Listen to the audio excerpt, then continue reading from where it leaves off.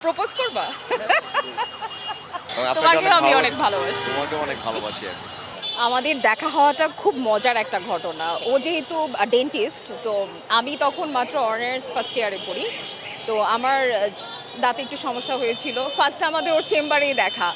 So basically একটা rules আছে, যারা ডাক্তার তারা কিন্তু রোগীর সাথে কোনো সম্পর্ক জড়াতে পারবে না। কিন্তু আমরা সেই রুলস ব্রেক করেছি।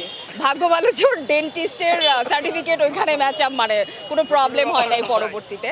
বাট আমাদের গল্পটা অনেক মজার ছিল। আর আরেকটা মজার বিষয় হচ্ছে, আমরা খুব চিরাচরিত নিয়মে বিয়ে করিনি।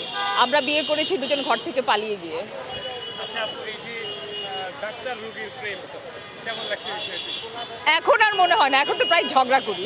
এখন ঝগড়াতেই ভালোবাসা। ভাইয়া আপনার কাছে আরেকটা প্রশ্ন, রোগীর সাথে দাঁতের চিকিৎসা করতে গিয়ে প্রেম হয়ে গেল, কেমন লাগছে? আমার কাছে আসলে বিষয়টা মানে খুব অদ্ভুত লাগে। যেমন ফোন কিন্তু ওই আমাকে করছিল, আমি করি নাই। আমি আসলে এগুলোকে ভয় পাই। তো সে আমাকে ধন্যবাদ জানাইলো, আমার বললো যে আমার ট্রিটমেন্টে সে ভালো হয়েছে, এই কৃতজ্ঞতাটা। তা আমি বললাম যে অনেক রুগী তো দেখি, তো সবার ভিতরে এরকম কৃতজ্ঞতাটা আসলে থাকে না। তা আমাকে ধন্যবাদ, তা আমিও তাকে পাল্টা ধন্যবাদ জানাই। তো এই পাল্টাপাল্টি ধন্যবাদ জ্ঞাপনের মধ্যে দিয়ে সম্পর্কটা আসলে তৈরি হয়ে যায়। আপু আসলে যতটুকু শুনলাম যে আসলে আপনার দাঁতের চিকিৎসা সে ভালো করেছে দেখে আসলে ধন্যবাদ দিয়েছি। না, ওইটা ভিন্ন বিষয় ছিল। আসলে ওর সাথে ফ্লার্ট করার ইচ্ছা ছিল। আসলে এটা কি মাঝরাতে এরকম হতো যে দাঁতের ব্যথা উঠলেই ডাক্তারকে ফোন দিতে হতো? না, আমাদের সম্পর্কটা খুব দ্রুত হয়ে গেছে। তো আমরা কিন্তু কেউ কাউকে কখনো বলিনি যে আমি আপনাকে ভালোবাসি, আপনি আমাকে ভালোবাসেন।